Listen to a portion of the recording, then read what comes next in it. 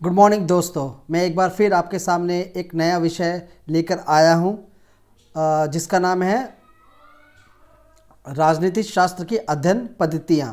पिछले चैप्टर में हमने राजनीतिक शास्त्र के अर्थ एवं परिभाषा और उसके जो विषय क्षेत्र है उसके बारे में चर्चा की थी, और आज हम उसका ही दूसरा भाग करेंगे जिसमें हम राजनीतिक विज्ञान के जो अध्ययन पद्धतियाँ हैं उसके बारे में हम चर्चा करेंगे। तो बहुत ही महत्वपूर्ण टॉपिक है, इसको समझना बहुत ज़रूरी है।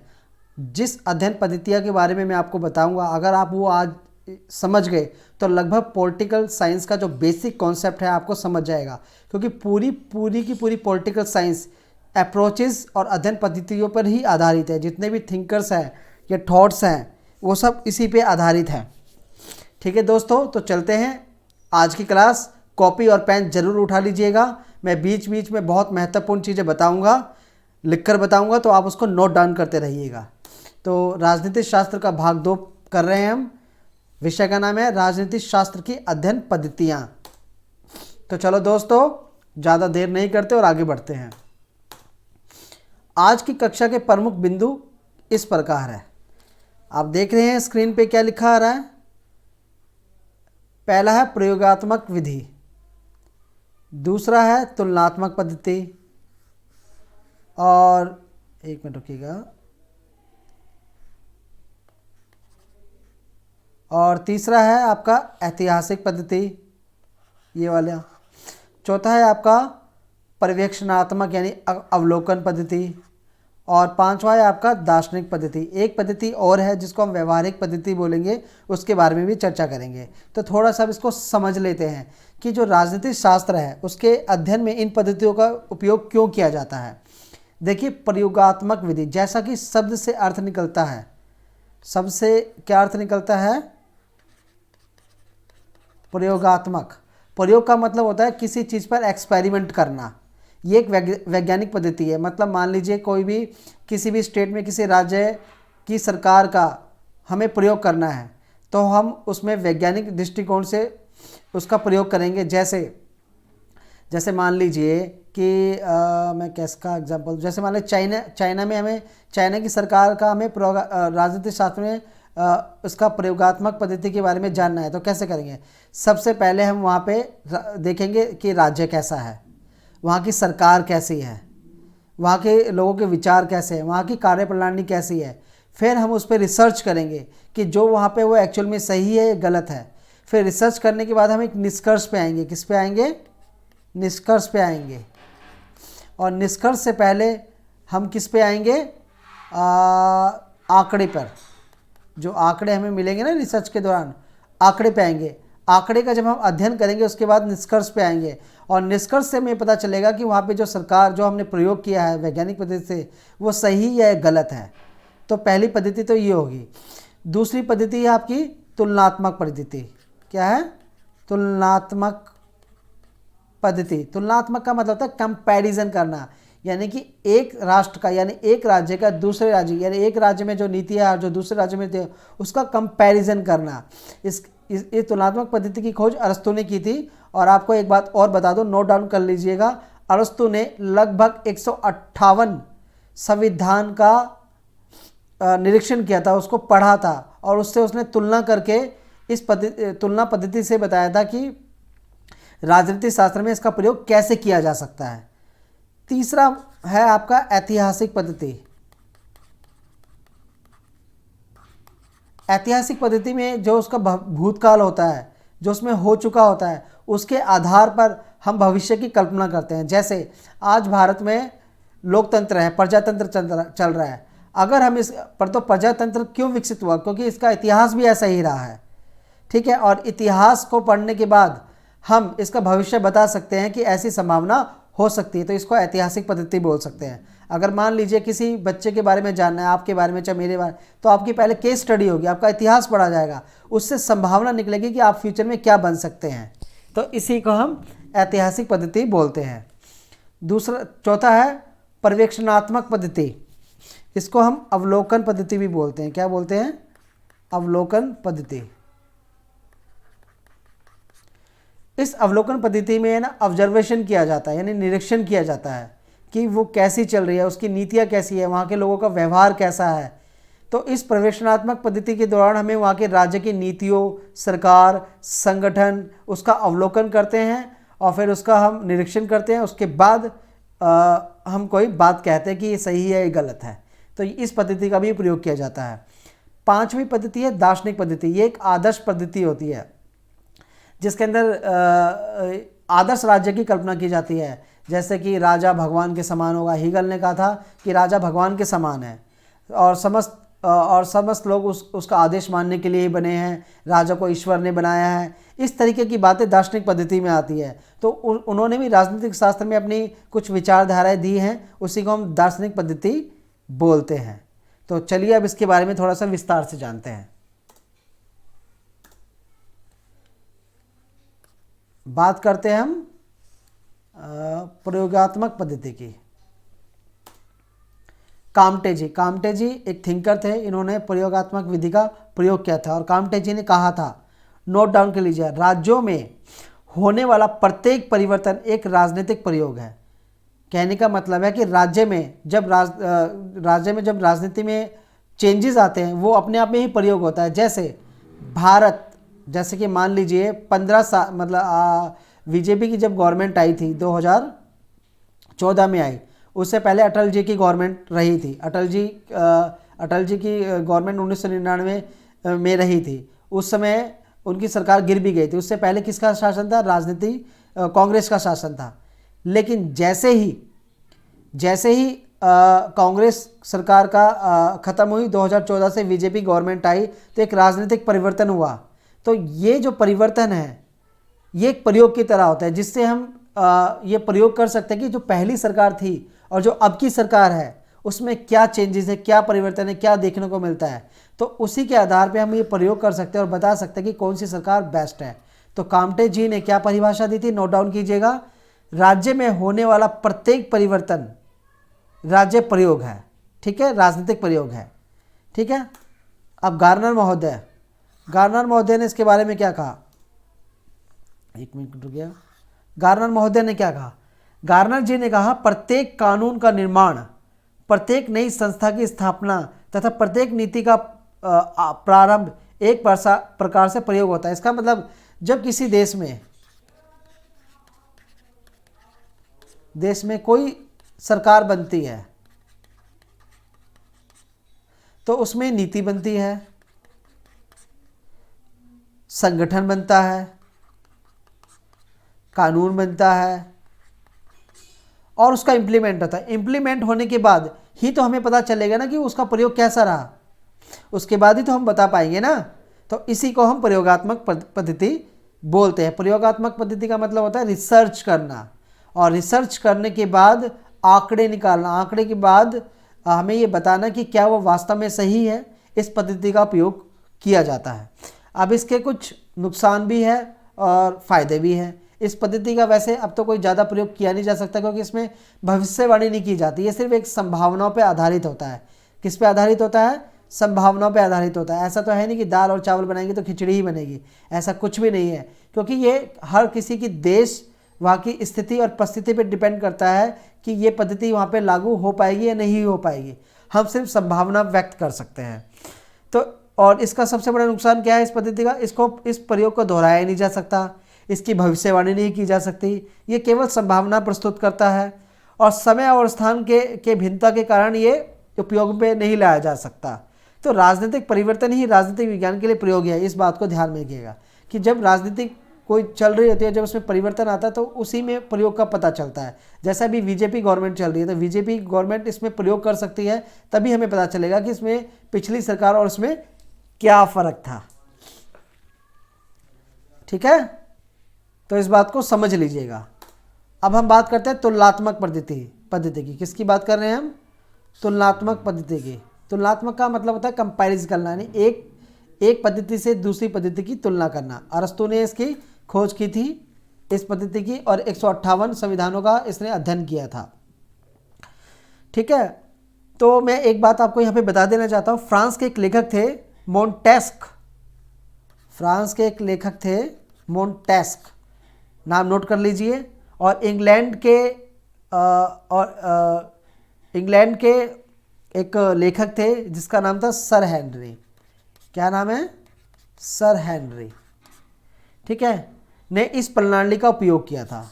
ठीक है, ध्यान रखिएगा, फ्रांस के लेखक मोंटेस्क और इंग्लैंड के एक लेखक थे सर हेनरी ने इस तुलनात्मक पद्धति का प्रयोग किया था। खोज कब की थी? अरस्तु ने की थी। ठीक है, इसमें क्या कहा गया? इसमें इन लेखकों ने बताया कि इसके अंदर राज्य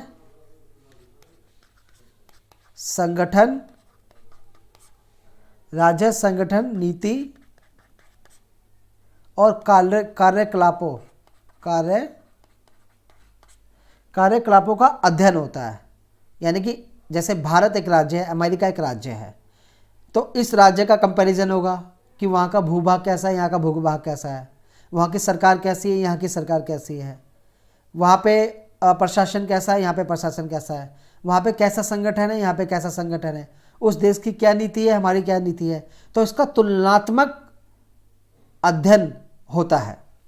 ठीक हो, मैंने आपको एग्जाम्पल बता दिया है, भारतवर्ष, अमेरिका, ब्रिटेन। एक एग्जाम्पल और बता देता हूँ, जैसे भारत में आपको पता है प्रजातंत्र है। क्या है? प्रजातंत्र, भारत का सबसे बड़ा प्रजातंत्र। और अमेरिका में भी प्रजातंत्र है, संसार का सबसे पुराना प्रजातंत्र। अब देखो, दोनों कंट्री के अंदर डेमोक्रेसी है, लेकिन दोनों की शासन, वहाँ के राज्य, नीतियाँ, संगठन और कार्यकलाप अलग अलग है कि नहीं? वहाँ पे अलग है। वहाँ पे जो राष्ट्रपति का शासन चलता है, जो अध्यादेशात्मक होता है। हमारे यहाँ राष्ट्रपति नाम मात्र का होता है, प्रधानमंत्री की चलती है। फर्क नज़र आ रहा है? वहाँ पे प्रशासन अलग है, यहाँ पे अलग है। वहाँ पे डेमोक्रेसी में लोग खुल के बोल पाते हैं, और अभी आप बोल देंगे तो आपको अरेस्ट करके ले जाएगी। ये फ़र्क है, मैं सिर्फ उदाहरण दे रहा हूँ आप लोगों को। और इंग्लैंड में आपका जैसे वंश परंपरा है, वहाँ पे जो वैधानिक शासन है वो राजवंश की चलती है, और वहाँ पे संसद भी है वहाँ पे भी डेमोक्रेसी। लेकिन ये जितने भी कंट्रीज़ हैं, यहाँ पे परिस्थितियाँ और देश काल और समय के अनुसार ये चीज़ें में परिवर्तन आ जाता है। ठीक है दोस्तों, तुलनात्मक राजनीति के लिए केवल उन राज्यों को चुना जा सकता है जिसका ऐतिहासिक पृष्ठभूमि सेम है। जैसे पाकिस्तान और इंडिया का डेमोक्रेसी का कंपैरिजन किया जा सकता है। क्यों? क्योंकि हमारा इतिहास सेम रहा है। फ्रांस का, इंग्लैंड का, जर्मनी का, ये यूरोपियन कंट्रीज़ का में जो प्रजातंत्र है उसका कंपैरिजन किया जा सकता है, क्योंकि उनका ऐतिहासिक पृष्ठभूमि सेम थी।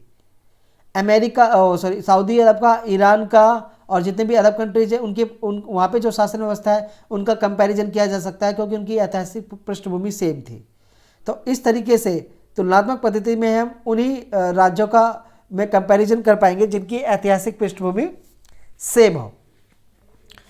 एक बहुत बड़े लेखक थे जिनका नाम था, एक मिनट रुकिए, जिनका नाम था, बता देता हूँ मैं आपको, गिड्स ने एक पुस्तक लिखी थी, old societies and new Nations. उन्होंने इसमें तुलनात्मक पद्धति के बारे में बताया है, नोट कर लीजिएगा। गिड्स ने लिखी थी old societies and new Nations, old societies and new Nations book. और एक थिंकर थे हमारे आमंड जी, इन्होंने पुस्तक लिखी थी the politics of developing areas. ये पुस्तक लिखी थी उसमें इन्होंने तुलनात्मक पद्धति का विस्तार पूर्वक अध्ययन किया है। ठीक है दोस्तों, अब चलते हैं आगे। अगर आपको कोई भी डाउट्स हो, कोई भी इशू हो, तो आप मेरे कमेंट्स बॉक्स में डाल दीजिएगा। ये जब आगे नेक्स्ट वाले सेशन में ये जितनी भी पद्धतियाँ, जितनी भी अप्रोचेज़ हैं, हम इसका विस्तार पूर्वक अध्ययन करेंगे। आपको पता है कि आपके सिलेबस में तुलनात्मक राजनीति है, उसमें तो हम पूरा विस्तार से चर्चा करेंगे कि जो पूरे विश्व की राजनीति है और जो भारत की राजनीति है उसमें तुलना की गई है, शासन व्यवस्था में, राज्य व्यवस्था में, इसके बारे में चर्चा करें। ये सिर्फ एक बेसिक कॉन्सेप्ट बताया जा रहा है कि इसमें होता क्या है। ठीक है दोस्तों, तो आगे बढ़ते हैं, बात करते हैं हम ऐतिहासिक पद्धति की। ऐतिहासिक पद्धति, ये पद्धति इतनी प्रमुख नहीं है और ये राजनीति शास्त्र में इतना प्रयोग भी नहीं किया जा सकता क्योंकि इसके रिजल्ट्स अच्छे नहीं हैं, इसके में बहुत सारी कमियां भी हैं। तो उसके बारे में मैं आपको बताता हूं कि राजनीति विज्ञान में, देखो राजनीति विज्ञान में राज्य क्या था, क्या है और क्या होगा, इसका जो अध्ययन होता है वो ऐतिहासिक पद्धति में किया जाता है। जैसे भारत पहले क्या था, क्या है और क्या हो सकता है संभावना। भारत पहले गुलाम था, गुलाम के बाद लोकतंत्र आया। अब लोकतंत्र के बाद क्या संभावना हो सकती है, जैसे निरंकुश तंत्र हो सकता है। मैं आपको एग्जांपल बता रहा, भारत 1947 में आज़ाद हुआ, उससे पहले भारत गुलाम था। उसके बाद इसमें प्रजातंत्र यानी लोकतंत्र आया। लेकिन जैसे जैसे आप इसका अध्ययन करेंगे, अब वर्तमान में ये निरंकुश तंत्र में बदलता जा रहा है। कैसे? आप सरकार के खिलाफ बोल के दिखा दीजिए, आप एक बार सोशल मीडिया पे नरेंद्र मोदी के खिलाफ बोल के दिखा दीजिए, आपकी धज्जियाँ उड़ जाएगी, पूरी मीडिया आपको घेर लेगी।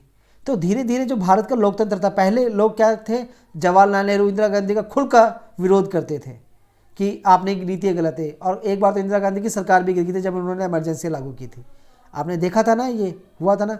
तो मेरा कहने का मतलब ये है कि ये प्रक्रिया चलती रहती है। लोकतंत्र, इसके बाद निरंकुश तंत्र आएगा, यानी कि सत्ता कुछ लोगों के हाथ में चली जाएगी। यानी कि अभी जो सत्ता है वो जनता के हाथ में, लेकिन धीरे धीरे धीरे ये कुछ लोगों के हाथ में चली जाएगी। तो इसकी कल्पना कैसे की जा सकती है? अब पहले इसका इतिहास पढ़ा जाएगा, क्या था, अब क्या है और क्या होगा। तो ये एक ऐतिहासिक पद्धति है। जब तक इसका इतिहास के बारे में पता नहीं चलेगा, हम उसके वर्तमान और फ्यूचर के बारे में नहीं बता सकते। लेकिन इसकी सबसे बड़ी खामियां ये है कि ये संभावना पर आधारित होती है। दूसरी खामी ये है, हमें नहीं पता कि इतिहास के आंकड़े कितने सही हैं।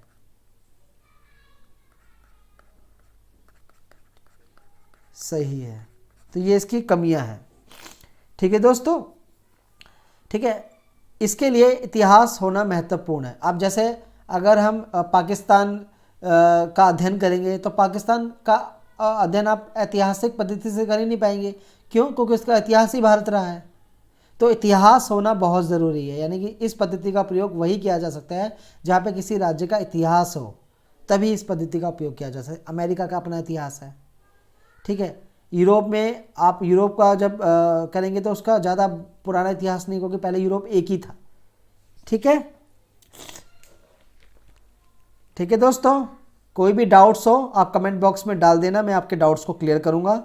मैं आपके लिंक मतलब गूगल फॉर्म भी एक हम आपके साथ शेयर करेंगे, उसमें भी आप अपने रिस्पॉन्स डाल सकते हैं। आपको नोट्स और वीडियोस लिंक भी आपको दिए जाएंगे। ठीक है दोस्तों, बात करते हैं अब अवलोकन पद्धति थी, यानी पर्यवेक्षणात्मक पद्धति। अवलोकन पद्धति की खोज, ध्यान रखना, वॉटसन ने की थी। किसने की थी? वॉटसन ने की थी। इस पद्धति के बारे में बात करते हैं। ठीक है, इस पद्धति के बारे में लोवेल एक बहुत बड़े थिंकर है। लोवेल ने क्या कहा है कि राजनीति अवलोकन का विज्ञान है। लोवेल ने क्या कहा है? राजनीति अवलोकन का विज्ञान है। इसको नोट कर लीजिए, पेन और कॉपी उठाइए और नोट कर लीजिए कि राजनीति क्या है? अवलोकन। अवलोकन को पर्यवेक्षणात्मक भी कहते हैं, अवलोकन का विज्ञान है। इसको नोट डाउन कर लीजिए, ये लोवेल ने कहा था। कई बार पूछा जा सकता है ना कि एग्जाम में आ जाता है स्टेटमेंट में कि राजनीति को अवलोकन का विज्ञान किसने कहा है, 4 ऑप्शन दे देंगे, अगर उसमें लोवेल हुआ तो सही है। ठीक है, राजनीति विज्ञान के प्रसिद्ध लेखक लॉर्ड ब्राइस क्या थे? एक प्रसिद्ध लेखक थे लॉर्ड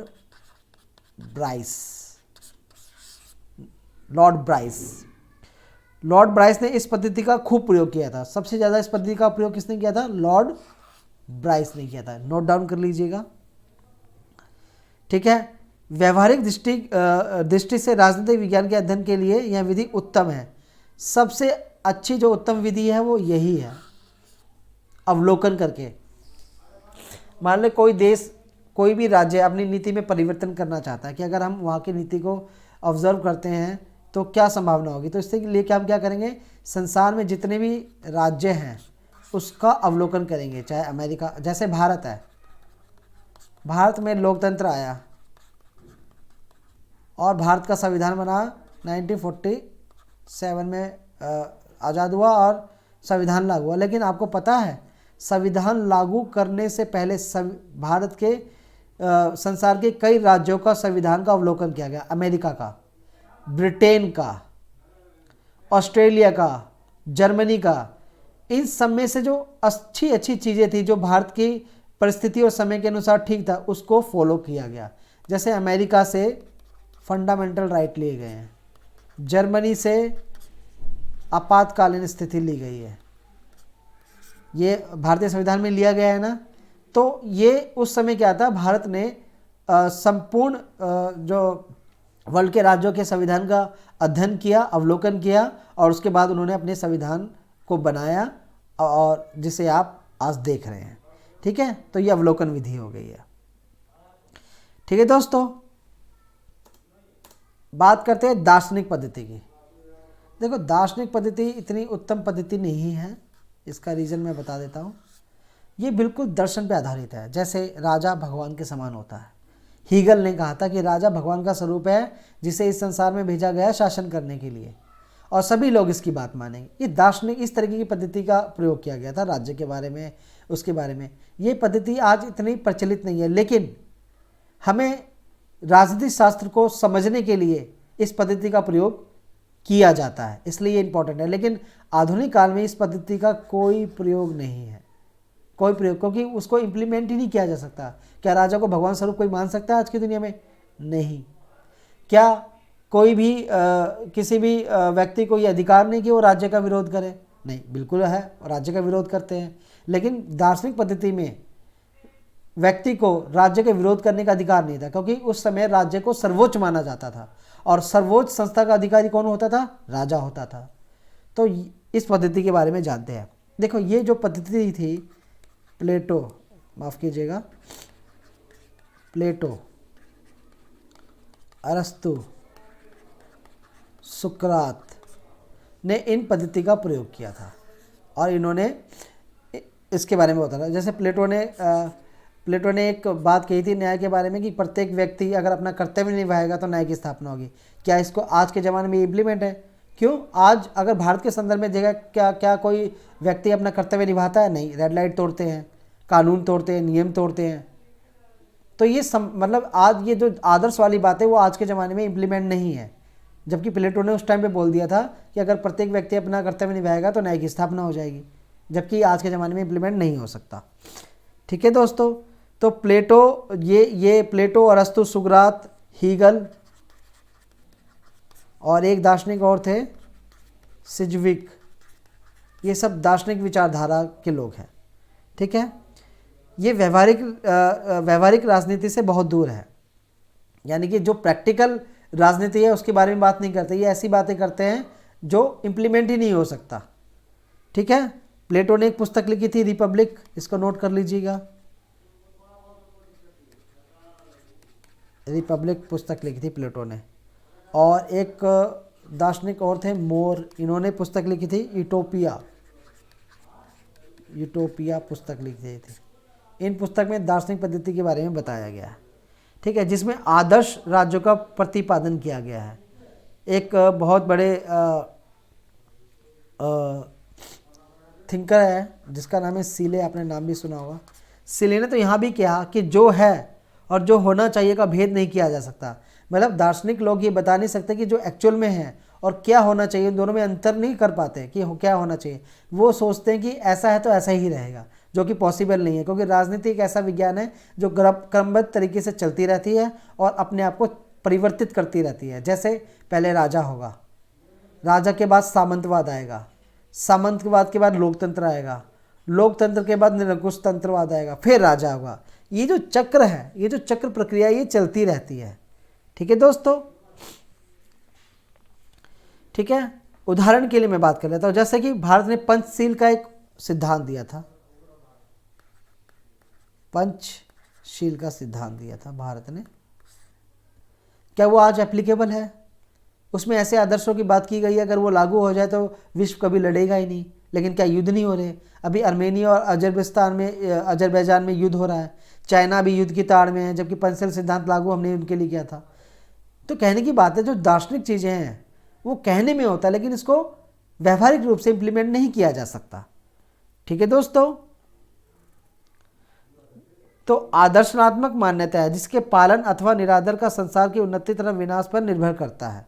ठीक है, अब ये जो आदर्शनात्मक है, ये लोग बोलते तो हैं बट ऐसा होता नहीं। चाइना बोलेगा नहीं हम शांति चाहते हैं, पाकिस्तान बोलता है हम शांति चाहते हैं, लेकिन एक्चुअल में क्या वो शांति चाहते हैं? नहीं। बात तो दर्शन की करते हैं, बात दार्शनिक करते हैं, बट एक्चुअल में वो दार्शनिक नहीं है। ठीक है दोस्तों, बात करते हैं। हाँ, एक बिंदु और छूट गया है, वो है व्यवहारवादी दृष्टिकोण। इसको आधुनिक दृष्टिकोण भी बोलते हैं। ये सबसे प्रचलित है, जितने भी राजनीतिक शास्त्र है उसमें इसकी बहुत बड़ी भूमिका है। ठीक है, इसको डेविड ईस्टन ने इसे क्रांति कहा। ठीक है, डेविड ईस्टन ने इसे क्या कहा? राजनीति विज्ञान का व्यवहारवादी क्रांति कहा। नोट कर लीजिएगा। अब देखो व्यवहारवादी दृष्टिकोण में होता क्या है। व्यवहारवादी दृष्टिकोण में क्या होता है कि जब भी कोई राज्य में कोई भी नीति, संगठन, सरकार, प्रशासन होता है तो उसके क्रियाकलापों का अध्ययन करते हैं। किसका अध्ययन करते हैं? उसके क्रियाकलाप, मानव के व्यवहार का, उनकी क्रियाकलाप का अध्ययन करते हैं। अध्ययन करने के बाद उसमें वो देखते हैं नियमन कितना है, उसमें सत्यापन कितना है, उसमें तकनीक का प्रयोग कैसे किया गया है, उसका परिणाम कैसा आ रहा है, उसका आदर्श निर्माण कैसे हो रहा है, क्या उसे व्यवस्थावत किया जा सकता है, क्या उसका वैज्ञानिककरण किया जा सकता है, और फिर बाद में उसमें कंक्लूजन पे आते हैं। तो ये व्यवहारवादी दृष्टिकोण होता है। क्या होता है? व्यवहारवादी दृष्टिकोण, जिसमें किसी भी राज्य के व्यवहार, उनकी नीतियों और क्रियाकलापों का अध्ययन किया जाता है। तो दोस्तों ये 4 या 5 अध्ययन पद्धतियाँ हैं। पूरी की पूरी राजनीति का लगभग सार इसी अध्ययन पद्धतियों पर डिपेंड करता है। आगे जब नेक्स्ट टॉपिक में हम पढ़ेंगे राज्य। ये क्या पढ़ेंगे हम? राज्य। बहुत इंपॉर्टेंट टॉपिक है राज्य। स्टेट कैसे बना, स्टेट का कॉन्सेप्ट कैसे आया, हम स्टेट किसको बोल सकते हैं, स्टेट के क्या बेनिफिट और क्या विशेषता होते हैं, किस किस थिंकर ने स्टेट के बारे में कहा, इसके बारे में जानेंगे। बट अभी हम बात करते हैं सार की। देखो हमने जो आज पढ़ा उसके सार के बारे में चर्चा कर लेते हैं। आज हमने पढ़ा है प्रयोगात्मक पद्धति, तुलनात्मक पद्धति, ऐतिहासिक पद्धति, अवलोकन यानी पर्यवेक्षणात्मक पद्धति, दार्शनिक पद्धति और व्यवहारवादी पद्धति। इस जितने भी हमने पद्धति पढ़ी है, अगर इसमें डाउट्स हो तो आप पूछ लीजिए, कमेंट ऑप्शन में ज़रूर डाल दीजिएगा। ये मैंने आपको थोड़ा सा शॉर्ट में इसलिए पढ़ाया क्योंकि ये टॉपिक्स आगे आएंगे जिसमें हम विस्तार पूर्वक चर्चा करेंगे।